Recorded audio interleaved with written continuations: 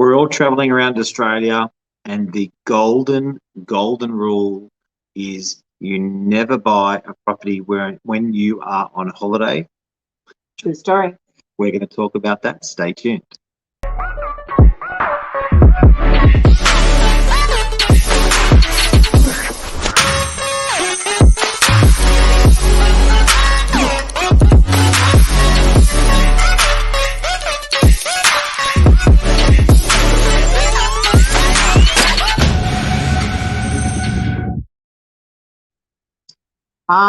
We've all done it, right? We've been in Queensland or we've been in some other part of the country and thought, I could really see myself moving here. You know what? We're going to buy a holiday house. We've all done it, haven't we? You know, you're kicking back, you're in holiday mode, and you've got a drink in your hand and you're thinking, how good's this life? How good's this life? And the reality is, it is becoming a reality for so many people now. Regional New South Wales and regional parts of our country have exploded, haven't they, Mark? Out of control. Yeah, out of control. Actually, just would have been about a week ago now, we were speaking to some lovely agents up in Alice Springs who were just saying that market's out of control. We've got a personal friend who's in real estate in regional New South Wales, out of control. We're speaking with agents all the time right across the country. And, people are buying these little hobby farms and holiday houses. Crazy, isn't it? It's against everything that I've always learned. Yeah. What's that? Tell us. You know what? I've always preached, don't buy Queensland because you're not going to get your capital growth. You're going to get your rent. It's very attractive. The rent is like the sugar hit, and that's really, really attractive. And there's not capital growth. That's really, really been the ethos of what I've always said to people. It's really changed through COVID, though. COVID's really changed the whole flavour. I want to say g'day to a couple of people. John, it will end in tears. I love that. What a classic. Possibly. Yeah. Chris, g'day to you as well. No, they are not. They are work-life balance, which is an investment. Yeah, great point. Okay, so we're going to talk about more of this sort of stuff, and then thanks everyone for your opinions. Love to hear what everyone's thinking about live. The work-life balance thing is really interesting because I think that whenever one thinks investment, they think of cash in bank, dollars made. And I think what Chris has brought up is, one of the very, very valid things. It's an investment in yourself, in your soul, feeding your soul. Everyone's soul is different. And it doesn't necessarily mean make a bucket load of money. Sure, your money can be put better in a stock of a Tesla stock or something, but I think you're right. It does feed the soul. Look, as real estate agents, we're facilitators. We're not judging. We just make shit happen. And when people ask us our opinions, it's one of those things where we don't understand what's going on in your head. Yeah, that's right. And look, I think, what we want to ascertain tonight is it a good investment? And it doesn't always have to come down to dollars and cents. An investment could be an investment in your mental health. A lot of people, and I actually truly believe that a lot of the reasons why people are shifting around our country at the moment is purely because of mental health.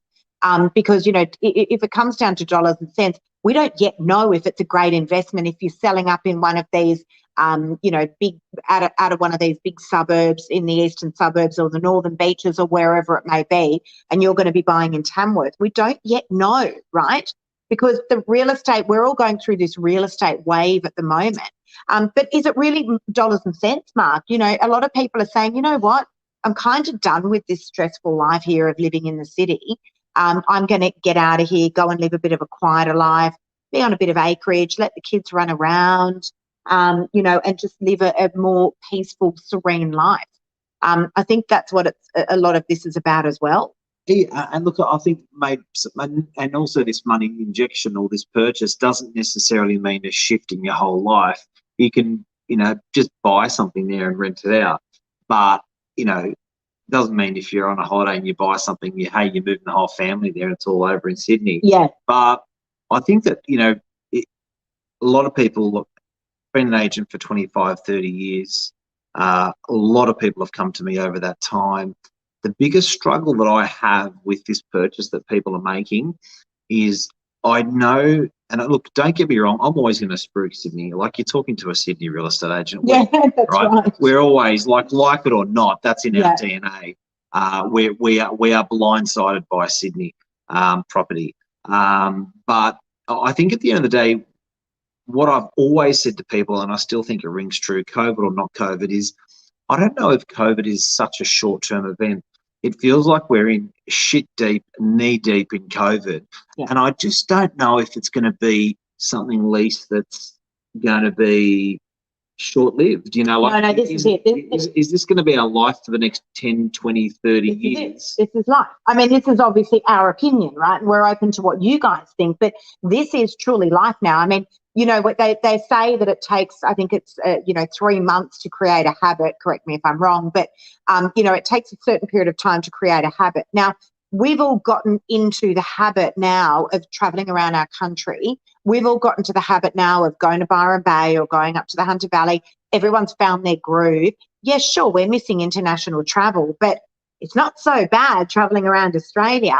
And we certainly know people, friends, like within our own circle, Mark, that are buying properties all over New South Wales and, calling them holiday homes. But what's quite interesting, actually, is what Airbnb have just done. So if we're talking about holiday homes and are they great investments or not, I think a lot of people buy holiday homes not to do long-term rentals. They buy holiday homes and think, well, we can Airbnb it out, because then we can still use it when we want. We can have those block out dates and we can Airbnb it and get great money. But Airbnb has just put in some pretty full-on measures, haven't they? They've put a 180-day cap on how you're allowed to rent these properties out. So what was happening was Byron Bay, let's use Byron Bay as an example. Airbnb, everyone was Airbnb their properties in Byron Bay, and all the locals were saying it's ridiculous. 65 days a year, making a fortune. Making an absolute fortune. But the locals that were living in these areas were saying, we don't want holiday makers living next door to us 365 days a year. And not only that, it made it a holiday community. And they're like, this is not the community here. We are we're third generation, second generation. So it actually started pushing out the locals and feeding the tourists and feeding the investors that wanted the Airbnb. So the beauty of that, a lot of the times we go to different places in the world, different places in our country, is for that culture or for that. Yeah. Now suddenly when it's full of tourists, you lose all of that. Do you know what I mean? Well, not only that, think about how people live, guys, when they're on a holiday. When you've got a long-term lease on a property, 6 or 12 months, people are moving in and they're calling it their home. It is their home. When people are holiday making and they're Airbnb property and coming in and just renting it for 2 nights, 2 weeks, whatever it might be, there's drinking, there's partying, there's friends over, right? Who wants to be living next door to that? Yeah. So I think Airbnb have come along and said, that's it. There's a 180-day cap on how long you're actually able to rent out a property for. Well, that's been imposed onto Airbnb by the council. That's right. Yeah. And I don't know if that's Australia-wide. I think this is only quite new information. Yeah. We will find some information on that, actually, and we'll pop a link in here. Because we've actually got a family friend who's got a beautiful property in Byron Bay. She's had it for years, and she's just put in a pool, and, of course, Byron Bay has gone absolutely nuts with holiday makers. She's put a pool in. She spent an absolute fortune. I think she was making something to the tune of about 10 grand a week. And all of a sudden, Airbnb have come along and smacked this, almost like an embargo on, how long people are able to rent it out for. Council, sorry. Yeah. So basically, okay, I apologise. So basically, this means, and you know what's really, well, I don't think it's necessarily a bad thing either. But what's actually scary is if someone like that geared themselves. So if she went and bought a second property, if she went and bought a third property, thinking, how good is this rent? How good is this business? How good is this is my life now? And suddenly she's peeled back to those 180 days. That completely changes that business model. Absolutely. You know, so she could have Yeah. debt, her bum hanging out with debt, and now that business model's changed. It's bloody scary stuff. Yeah. So where are we going with this? Holiday properties. When you used to have an investment property, you bought it for 365 days a week rent. You didn't really buy it to live in for lifestyle. You just bought this thing to make money. So I think that if you're buying a property to make money, I think the adage and the sustainability and the old adage of why you would buy in Sydney, I think that still sticks. A major city, you know, Sydney is beautiful, not because of COVID or not COVID. Sydney is beautiful. Fundamentally, it's surrounded by water. It's climatically, out of all the states, it's the best. Not too hot, not too cold, doesn't flood, this, that. Education, very good. Medical system, excellent. So when you're investing in this sort of infrastructure and this sort of climate and this sort of place, that's not getting burnt or buried or taken away, no matter how many times hit us. That's there. That's fundamental. That's a good place.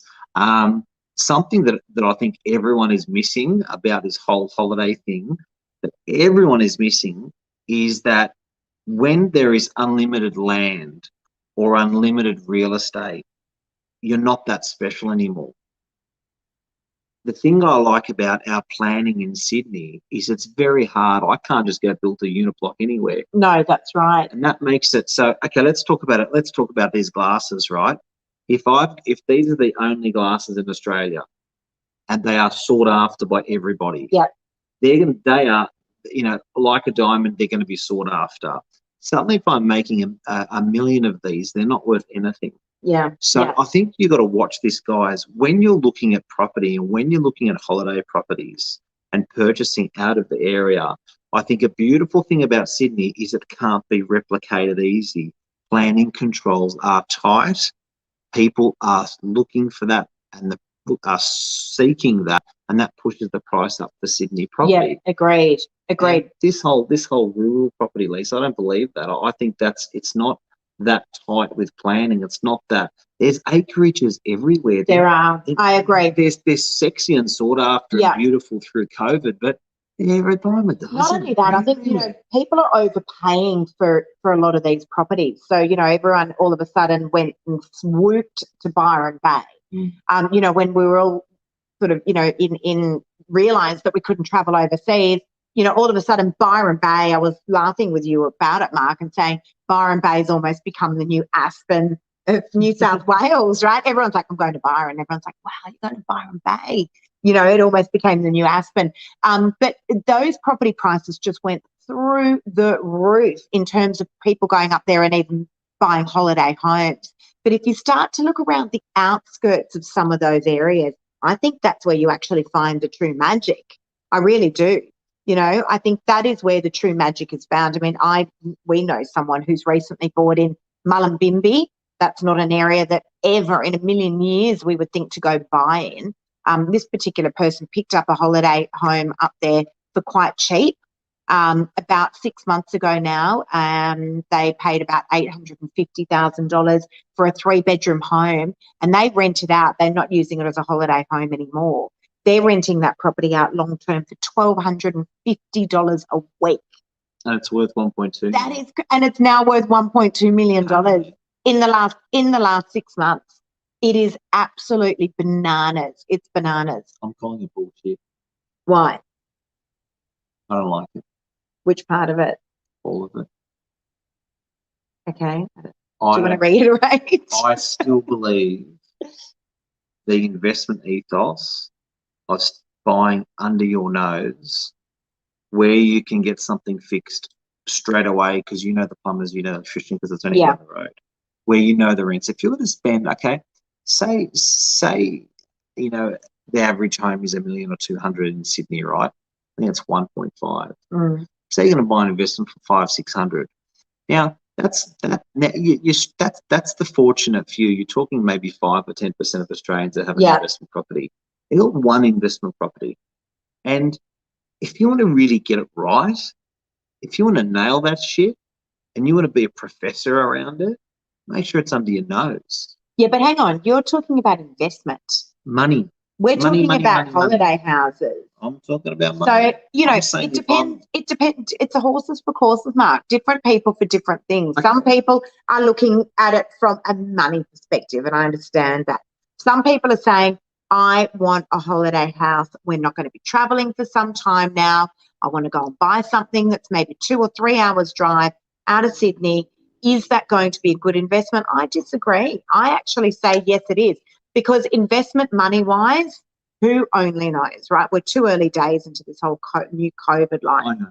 But health-wise, I think it's an awesome investment. Awesome investment. Okay. So if you're fine by, so you got your family home, Yep.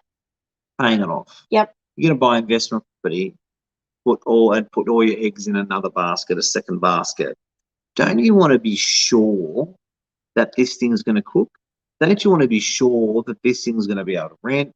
I'm going to be able to fix stuff easily because Uncle Johnny's a plumber. He can go there and fix it. If I have to change my real estate because they're a shit real estate, and But what are you suggesting then? I'm saying if you want to make money in property, buy under your nose. Stick to what you know. I'm saying if you want to have fun and feed your soul, go for it. It's two separate things.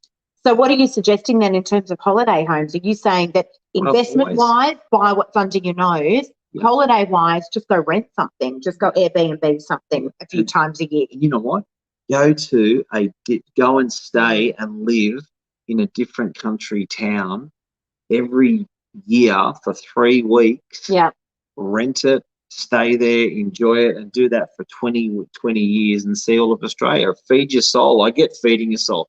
Do a whole bunch of long weekends as well. Yeah. Feed your soul, but don't get that money-making thing mixed up with that soul-fulfilling thing. It's two different things. That's a good point. It's two different things, and I don't think you've got, like, you're talking people that are buying a second property, for example. I don't think you can stuff it up. I think it's only 5% of Australians, if that. You've got to get this. You've got to get it right. You've got to go with the sure winner. You can't. Yeah. You got to back that horse. You ain't gonna have any money left for the next purchase or the one after that if you don't get that one right. I think it's really careful. Yeah, and I think the other thing is, guys, try before you buy as well. And I'm sure people aren't silly enough to go do that. But again, like if we just go back to what we were talking about at the beginning of the show, you're sitting in an awesome place, let's call it Noosa, and you're like, how good is this? Like, look how cheap these properties are up here in Noosa. I can be living on the beach, $800,000. I've got this great property, la, la, la, la, la. Next minute you've gone and bought something. I say you've got to try before you buy. Find out, first of all, whether or not these areas are flood prone. I think that's a big thing. Find out whether or not you can insure the property. That's another massive thing. Fire, all those. Yeah, absolutely, without a doubt. So just make sure that you're doing your due diligence on these areas, that it's not going to be a knee-jerk reaction. We actually do deal with a lot of agents right around the country, particularly regional New South Wales. Yes. Ask us. We're very happy to put you in touch with some of these agents. I helped a client, Mark, buy just out of Byron Bay. The name slipped my mind at the moment, but it'll come back to me. I helped her buy in an area that was really foreign to myself and also to herself. I put something out onto my Facebook. Within 5 minutes, we had an agent that was able to assist. So, please do reach out to us if you are looking at buying something as a holiday house or an investment. And we're not looking for a drink or a referral fee in that. No, we're just happy to not at all. We don't get a referral fee. All the time. We are doing it all the time. We got the contact. Yeah. What's Stuart looking for? You're looking for a 3-bedroom in the Cromer area with a double garage for not more than $800 to $900 a week. Can you help? Yes, we can. We actually do run a very, very large property management portfolio. We manage over 1,500 properties, Stuart. So easiest way is just jump onto our website. But if you want to just private message us through with your details, we'll get someone from our rentals department to get in touch with you. David says not everyone has the luxury to choose the lifestyle they want. True. This is true, David. You're right. Look, and we are one of those people, right? We run a big business, and it's not that easy for us. We were having this conversation, actually, funny you should say that, the other day with a friend of ours who said, you know what, when everything reopens, we're going to live in London. And I said, really? You're going to go just like that, move overseas, pick up the kids, move your business? He's in the finance market, so it's a little bit easier for him. Yep. He deals with the UK and the US. David, we're in a very similar situation. We run a business. If Mark and I said tomorrow, you know what, we're going to go live in Armadale, it's pretty much impossible for us to do that. So, it is hard. And I think, You live in Armadale. no, I don't want to live in Armadale. I don't mind Armadale, but I don't want to go live in Armadale. Do you? Yeah, I don't know. But look, It's a good point. It's a good point. Look, you know what? It's David, that's a big balance question. That's a big balance one. It's Yeah. hard, but we are real estate agents. We are here talking about buying a property out of Sydney. Because, for instance, as an example, we are in the northern beaches of Sydney. yeah, We are hearing it thick and fast that the clients are going chung, chung, chung, chung. They're physically moving their families, or they're buying something. They're staying there and buying something with their money. And they're coming to us saying, what do you reckon? So we did this segment on our experience and what we reckon. And I think in summary, to sign off and to talk about that, Lise, yeah. how would you summarise that? Look, I think, again, I come back to what I was talking about right at the beginning of the show. Investment, I think we can define that in different ways. If we're talking about financial investment, really do your homework. Really do your homework. Because the last thing you want to do is go and buy a little hobby farm in Scone in New South Wales for, I don't know, let's call it $1.5 million. Only to find out that it's a flood-prone area, or it's just really over your head, and you didn't do your research. So make sure you do your research. But number two, is it a mental investment? Is that why people are moving out of the city? And if that's the case, like, my God, go for it. But yeah. Do you know the best advice I can give? Yeah. What are the on costs? And you just made me think about it. Yeah. What are the on costs? If you are going to be buying something as an investment only, to make money only, where are you going to make what's been proven over a long period, not just through COVID, last 3 months, last year, the last 30, 40, 50 years? What's done very well with rentals have always been higher. Rental returns have always been higher in other parts of Australia, regional Sydney, Queensland, regional Queensland rents have been higher. But the capital growth has not been there. How much the value has not gone up. Let me give you a quick number. Sydney cap yield will be 5%. So how much comes in per year over the price of what it's worth? 5% return, or 5%. But the capital growth has been 11 or 10 or 11%. So about 15% a year. Whereas when you went to parts of Queensland, the return was like 7 or 8% rent. But get capital growth over a 10-year period for a lot of my clients, long-term, 0. So they went, this is great. I'm getting all of this rent. 10 years later, it was worth the same as what they bought it for. That's number one. If you are buying only to make money, stick to Sydney.